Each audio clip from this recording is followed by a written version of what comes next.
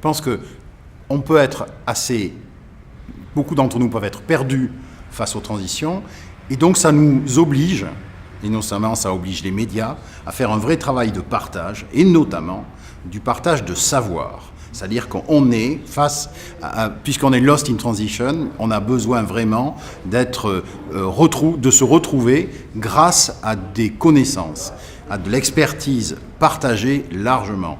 Il est revenu le temps où on partage à nouveau le savoir, notamment scientifique.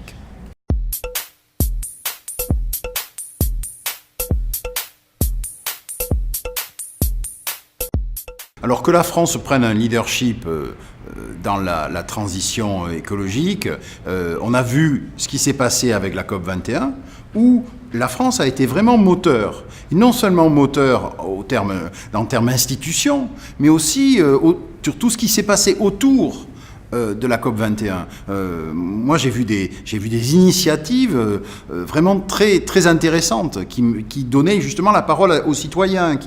Donc je pense qu'il y a en France des groupes de gens qui sont très motivés, au-delà du gouvernement, je dirais, et des institutions, pour remplir cette mission d'avoir un véritable poids sur la transition écologique.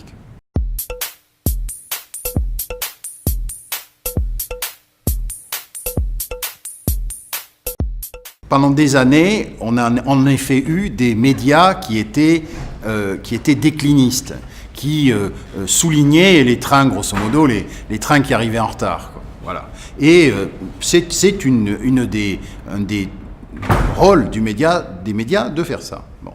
Moi, je me suis toujours battu pour qu'à côté de ça, il y ait ce qu'on appelle aujourd'hui le journalisme de solution, c'est-à-dire du vrai journalisme, mais du journalisme qui aille chercher les solutions ici ou là, les expertise et les partage. Et je pense que c'est ça qu'il faut faire aujourd'hui, c'est être dans le partage aussi de solutions. Il faut être dans le partage de savoir et dans le partage on pourrait dire de bonnes pratiques, c'est-à-dire d'initiatives qui marchent, etc. Et dans ce contexte-là, c'est un des rôles des médias, c'est pas le seul, mais c'est un des rôles des médias qui, dans la période actuelle, sera vraiment utile, à mon avis.